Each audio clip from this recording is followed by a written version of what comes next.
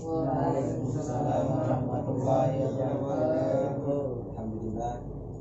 Alhamdulillahirabbil alamin wa bihi nasta'in ala umuri dunya wassalatu wassalamu ala asyrofil anbiya'i wal mursalin sayyidina wa maulana Muhammadin wa ala alihi wa sahbihi ajma'in amma ba'd. Anak-anak kelas 7A yang saya cintai, bagaimana kabarnya sore hari ini? Baik ya? Baik sekali. Tidak ada yang positif di sini ya? Aman ya? Aman. Jadi di sini kemarin kita sudah membahas tentang dakwah Nabi di Makkah. Tapi sebelum itu saya akan absen dulu. Ahmad Burhanuddin, Irham, Hadir. Wildan, Zulfikar, hadir ya? Hadir. Terus Habib, Aman, Pak. aman. Masih di Mekah ya? Siap. Ya. Terus kemudian Mas Arinal. Gitu. Jadi berangkat semua ya. Kita walaupun 6 orang, tapi kita punya sinergi yang kuat untuk bisa menjadi generasi Indonesia yang maju. Oke.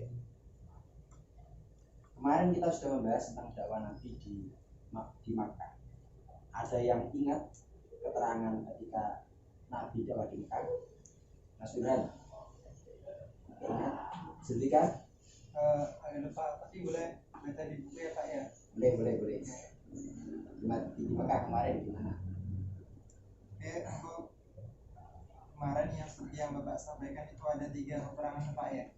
Ada yang di Mekah Di kemarin. Mekah ya. Itu ada 3 peperangan ya, perang Badar, perang Uhud, dan perang Khandaq. Oh salah. Salah Pak. Di Mekah kemarin itu belum ada perang. Oh belum ada perang Pak. Nabi di Mekah kemarin itu ada 2 metode dakwah, secara sendiri-sendiri dan terang-terangan. Itu sebagian keterangan kemarin kita membahas tentang dakwah Nabi di Mekah. Kemudian hari ini kita akan belajar tentang respon dakwah Nabi di Madinah. Oke, saya tulis di sini. Respon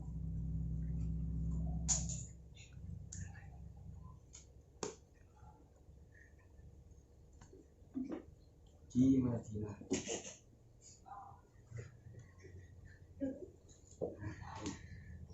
Respon dakwah Nabi di Madinah.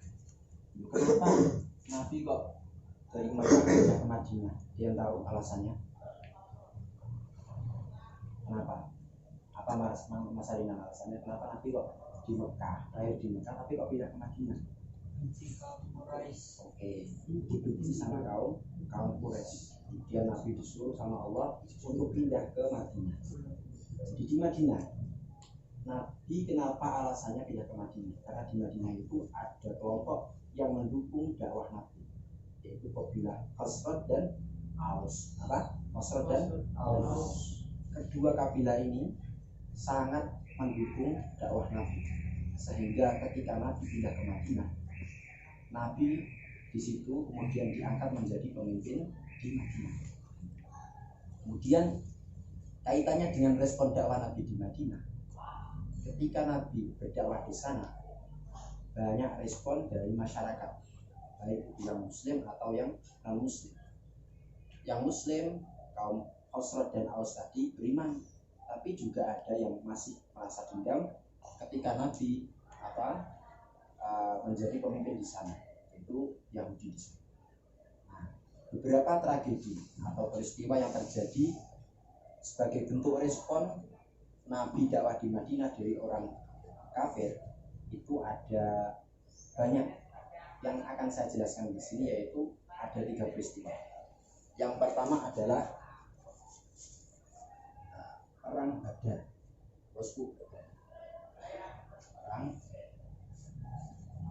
Perang Badar. Yang kedua adalah perang Uhud. Yang ketiga adalah perang Khandaq. Itu 2. Nah ini di sini saya akan menjelaskan mengenai perang Badar. Kita akan belajar tentang perang Badar, perang Uhud dan perang Khandaq. Nah, pembelajaran kali ini saya tidak akan menjelaskan secara runtut atau secara jelas, tapi saya akan membagi kalian 6 orang menjadi 3 kelompok yang masing-masing nanti akan membahas dari masing-masing poin perang Badar, perang Uhud, dan perang Khandaq. Untuk itu saya akan membagikan ini sebagai pembagian kelompok. Mas Burhan ambil 1, Inal, Mas Habib, Jika, dan Jika ya. Kalau berapa Burhan? 3. Siapa yang 3 di sini? Nah, sekelompok sama ini di sana. Dekat Mas Burhan. Mas Alina kalau berapa? 2. Sama siapa? Saya Sama itu. Geser. Nah, geser. Kelompok 3 berarti Mas Wildan sama Mas Habib. Tugas kalian, tugas kalian, saya perintah untuk mencari keterangan dari masing-masing poin ini, dari perang Badar, perang Uhud, dan perang Khandaq. Keterangannya adalah, bagus ya, saya akan suruh kalian mencari. Yang pertama adalah waktu perang, kedua tempat perang, yang ketiga adalah panglima perang, yang keempat saya suruh cari jumlah pasukan,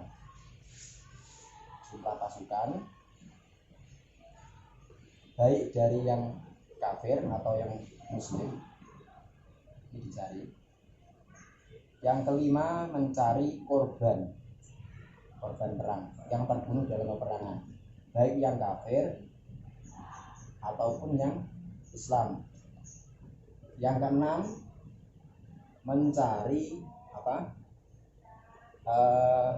mencari sebab perang. Terus yang ketujuh saya suruh cari hikmah daripada perang. Banyakan atau enggak? Banyakan ya? Saya kurangi 1 ya, panglima enggak bisa. 1, 2, 3, 4, 5, 6. Oke, sekarang masing-masing kelompok diskusi, cari sumber dari buku siswa ya. Saya beri waktu selama 3 menit. Sebelumnya nanti kalau kita sebut presentasi ini, saya ingin menunjukkan gambar ilustrasi atau tempat kejadian di mana perang Badar, perang Khandaq, sama perang perang Uhud terjadi.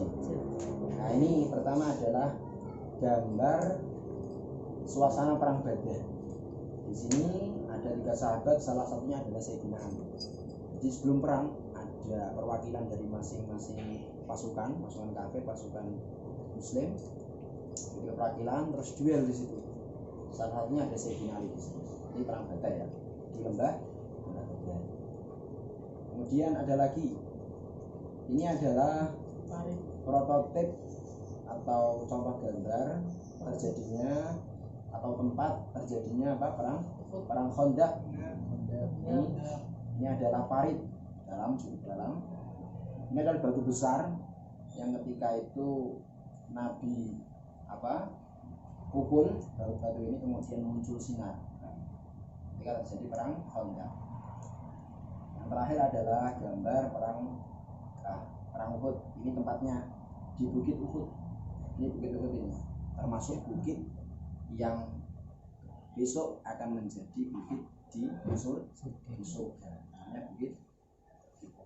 Nah, saya ini 3 gambar contoh dari keterangan perang Badar, perang Uhud, sama perang Khandaq.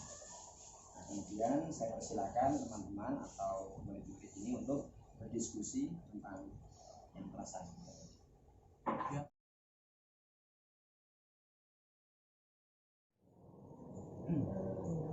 3 menit sudah berlalu.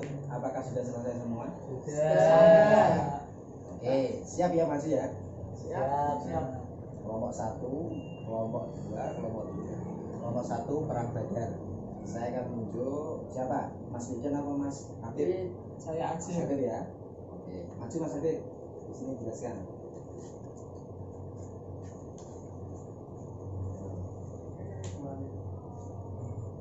Oke, jelaskan.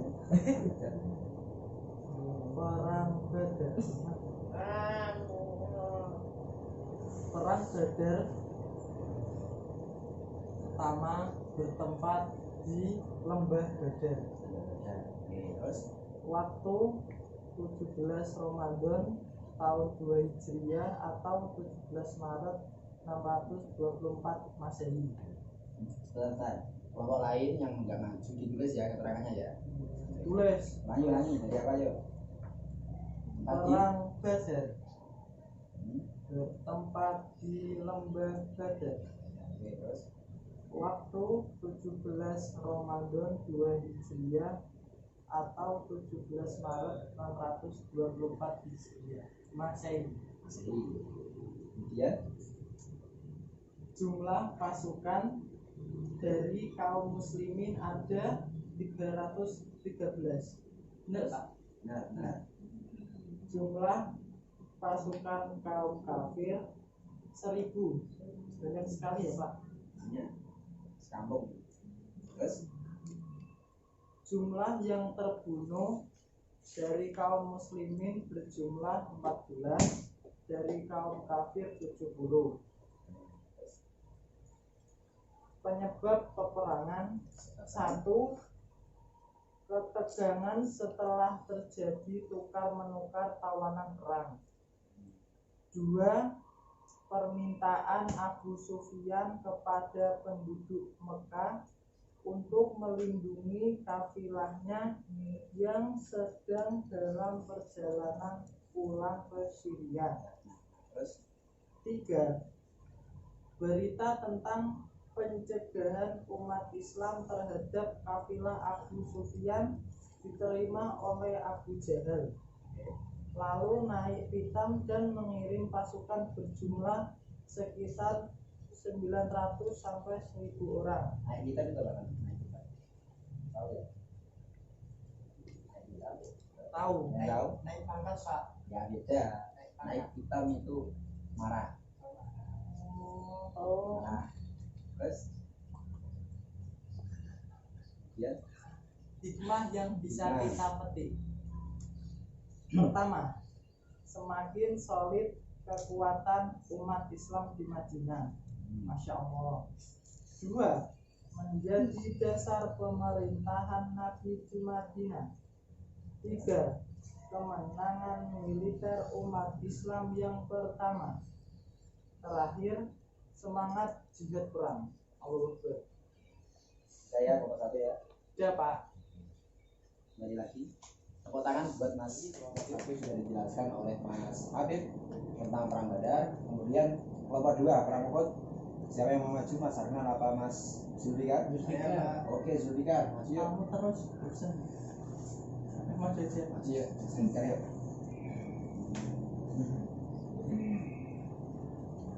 Oke.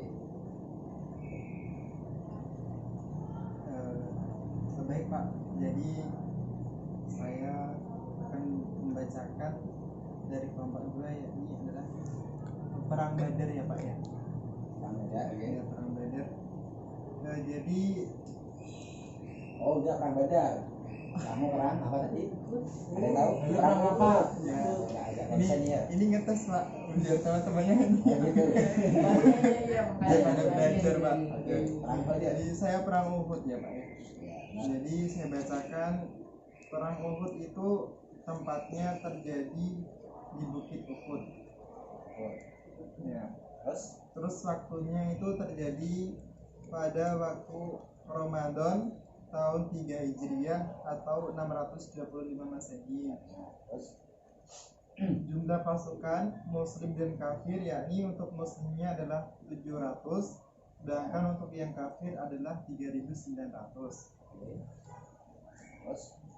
Terus selanjutnya jumlah yang terbunuh Pak yakni dari muslim itu ada 70, sedangkan dari kafir itu ada 25.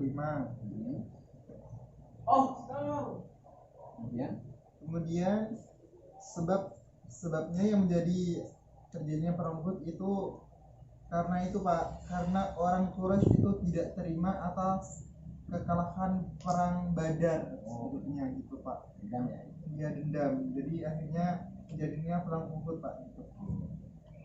Dan daripada situ dapat diambil hikmahnya dalam perang Uhud, yakni yang pertama satu, belajar bersabar karena kekalahan. Ya. Terus Selanjutnya belajar untuk tidak bersifat tamak dan rakus harta. yang dialami oleh pasukan muslim. Ya Pak. Yang ketiga, tidak berkhianat atas tugas yang sudah dimandatkan. Dan yang terakhir, mengakui bahwa kemenangan dan kekalahan semuanya itu dari Allah Subhanahu wa taala, bukan dari usaha manusia sendiri. Sebenarnya saya jelaskan dulu ya. Tadi kan ada supaya tidak berkhianat. Di perang Uhud itu ada yang berkhianat dari pasukan muslim. Namanya siapa? Abdullah bin Ubay bin Salul. Dia itu berkhianat, disuruh perang malah putar balik. Jadi nggak jadi perang dia. Disuruh perang malah kembali pulang. Itu kan khianat. Jadi ini kita belajar supaya kita tidak mempunyai sifat khianat terhadap orang. Nah, itu yang dijelaskan oleh Mas kita. Silakan ada yang empat. Tepuk tangan buat juga. Berapa? Lanjut lagi ke kelompok yang ketiga, yang terakhir, membahas tentang perang Kondak. Kondak. Ayo yang maju Mas Irham atau Mas Burhan nih? Mas Ilham. Maju yuk. Sini ya.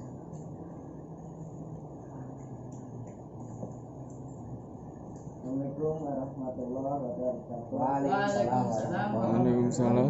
Saya akan menyebutkan beberapa Poin-poin ya. poin-poin perang Kondak.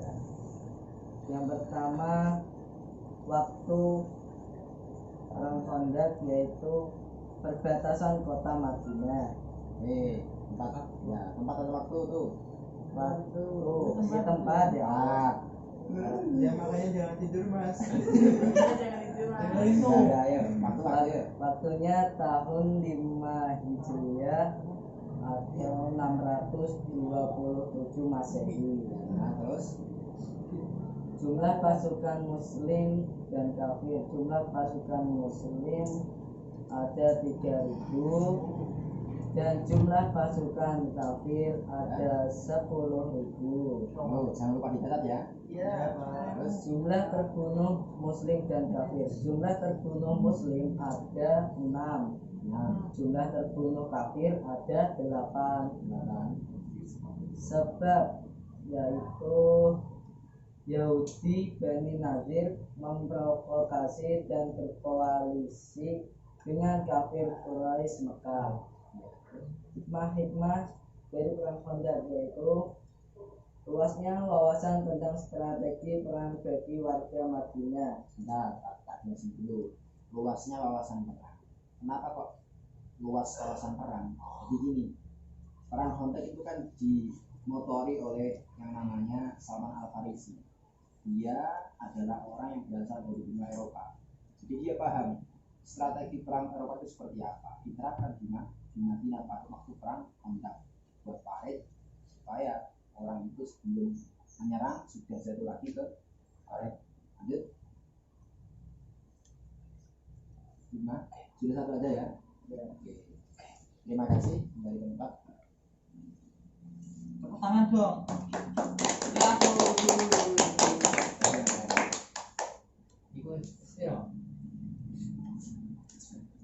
Oke, jadi sudah dijelaskan mengenai perang Badar, perang Uhud sama perang Kondak. Ketiganya punya apa? Sifat masing-masing, punya perbedaan masing-masing tentang tempat, tentang waktu dan sebagainya tadi yang dijelaskan. Jadi sebelum saya cukupkan pembelajaran kali ini, ya, saya punya permainan nih buat kalian supaya pikirnya fresh. Ya Mas ya, Mas Arif ya. Jadi saya punya permainan. Nanti kalian hitung 1 sampai 10. Hitung ya 1, 2, 3 sampai terusnya. Ketika berkelipatan 3 nanti nggak usah ngomong tapi tepuk tangan. Nah, gitu ya. Nah, semua ya. Dari Mas Arinal. 1, 2, 3, ya 4 terus. 5. Nah, saya hukum ya ini ya. ya Pak dari tadi cukup dia itu tidur terus Pak. Nah, saya hukum, Suruh nyanyi. saya suruh kamu nyanyi apa? Ayo kasih lima. daripada 5 Dengan? vokal O ya. Oh. Ayo langsung yuk. Balon ko atelemo warnanya Oko ya. hijau kanang kalebo. Udah jangan lupa. Gak apa-apa. Udah lama kita. Dasar nakal. Udah ya, sebelumnya ya. Ya Pak. Saya cukupkan. Sebelumnya saya mohon maaf kalau ada kekurangan dalam pembelajaran pagi ini. Tetap jaga kesehatan, tetap jaga kebersihan. Siap. Ya. Supaya virus tidak menempel pada tubuh.